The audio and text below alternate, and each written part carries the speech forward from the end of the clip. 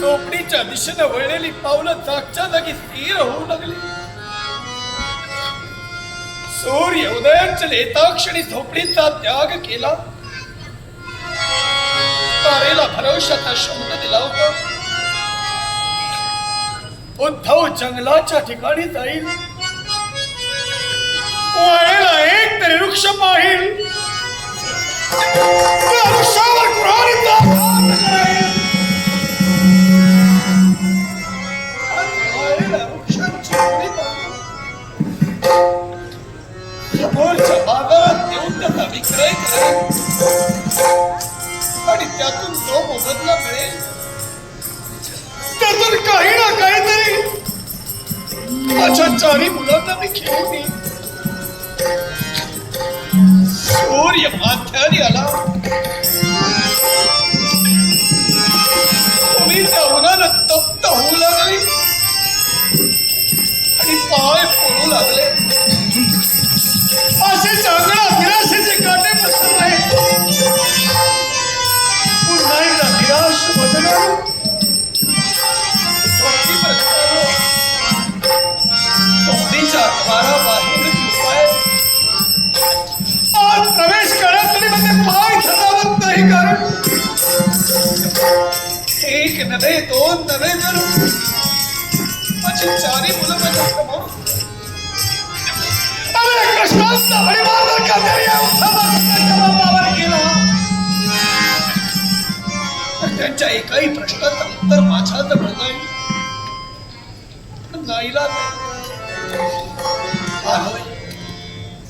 तारेला या गोष्टीची कल्पना देणं गरजेचं आहे.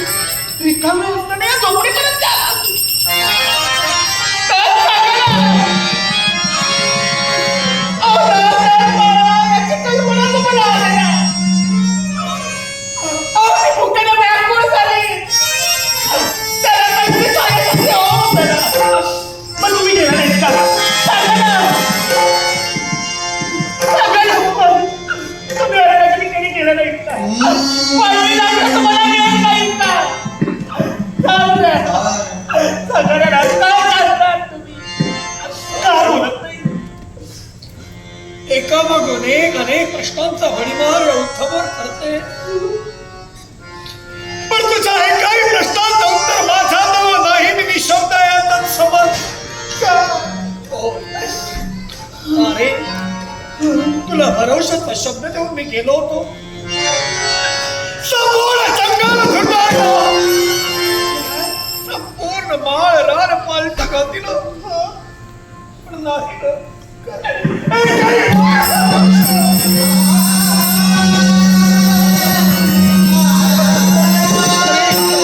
प्रयत्न केले पण नेहमीप्रमाणेच आजच्याही दिनी अपयश. पण माझा विश्वास माझ्या देवावर. आतापर्यंत ज्या देवाची भक्ती केली तो माझा महादेव. आजचा दिवस तरी माझा तरी उद्याचा उजाडणारा दिवस आपला निश्चित माझ्या बाळाला समजू शकतं का?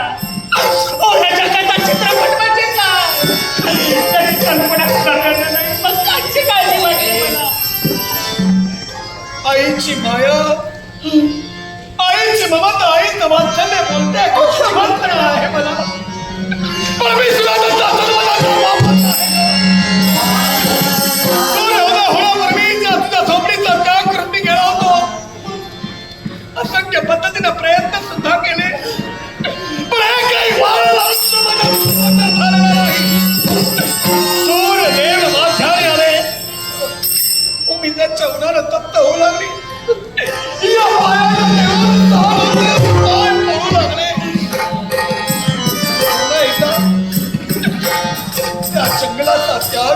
आणि पुन्हा एकदा या कोपरीपर्यंत आलोय. पण माझा विश्वास आहे, माझा विश्वास आहे आपला देव. त्या परमेश्वराने विश्व निर्माण केला. त्याच्या बाबतीत कोणतं ना कोणतं तरी चांगली गोष्ट त्याच्या जीवनात घडून एखादा. आता ते दिवस ते वाईट काळ आपला चालू आहे ना, तो मागा पडेल.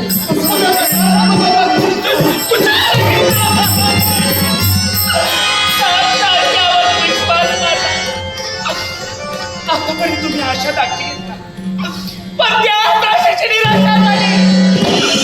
आज सुद्धा तुमची मी वाट पाहत होते. परिस्थिती ज्यावेळी माणसाची कसोटी घेते ना, त्यावेळी नव्यानं जन्म घेते ती जिद्द. ती जिद्द मी आतापर्यंत सोडलेली नाही. उद्याचा दिवस जिद्दीनं हरण्याचा प्रयत्न करेन. हो, याची कल्पना आहे ना. तुम्ही जिद्दी आहात. तुम्ही आपल्या जीवनात प्रयत्न निश्चित कराल. पण नाही ना, तुम्ही फक्त आणि फक्त माझ्या इच्छेसाठी फक्त तुम्ही मार्ग बदला. हो, फक्त मार्गात बदल करा. पण तू काय म्हणते, तुला कळतंय का? पूर्णतः मार्ग बदला. हो, तुझ्या बोलण्याचा अर्थ एकच सांगायची मला. अहो, आतापर्यंत तुम्ही काय करत होता? पडलेली लाकडं तोडून त्याचा विक्रय करत होता. मग हे बंद करा. हो, हे लाकडं सांगते तुम्हाला. आतापर्यंत वाळेल आयुष्यभर घाव घालवलं. आयुष्यभर घाव घालते तर ती लाकडं विकण्याची मोहीम असावी. बाबा, तुमचा विक्रय करा, तू नाही बोलताय. त्याचं रुपयाचं विकत साधं म्हणून काहीतरी घेऊन यावं. असं असताना तो मार्ग तू का बदलायला दुसरा मार्ग बोलतात. हिरवागार वृक्ष पहा. तो तोडा. असे विचार तुझ्या मनाला कसं काय शिकू शकतात? मग जा हिरवागार वृक्षावर अनेक जीव अवलंबून आहेत. स्वतःच्या उपजीविकेसाठी त्यांच्या मुखातील घास नाही. मला हे पटत. तुझ्या मनाला माझा दुलारा नाही, दुसरं काहीतरी. हिरवागार पण आपल्या ताब्याचा विचार नाही निवडत कशाला? हा तर मार्ग मला भेटतो ना. आपले दिवस बदल. हो, सुखाचे दिवस आपल्या जीवनात येतील. जर हे जर तुम्हाला जमत असेल ना, तर हिरवागार वृक्ष जर तुम्हाला तोडायला जमत असेल तर तुम्ही जबाबदार करा. चोरी करा. लूटमार करा. आणि हे जर तुम्हाला जमत असेल तर श्रीमंत व्यक्ती पहा. त्या व्यक्तीचा खून करा.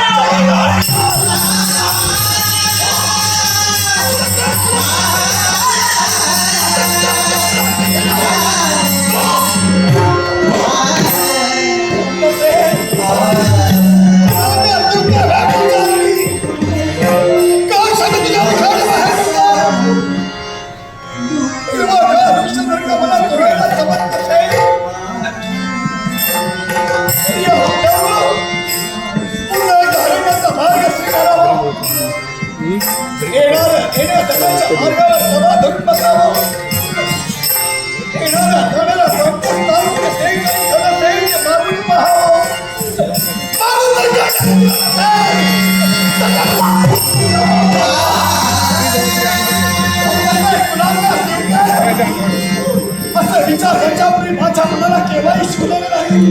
आणि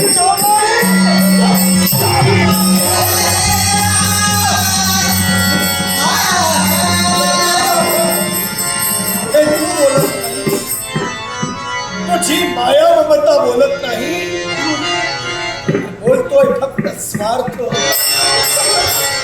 हे जगत स्वार्थानं बरगत केलंय. आणि त्यावेळी स्वार्थ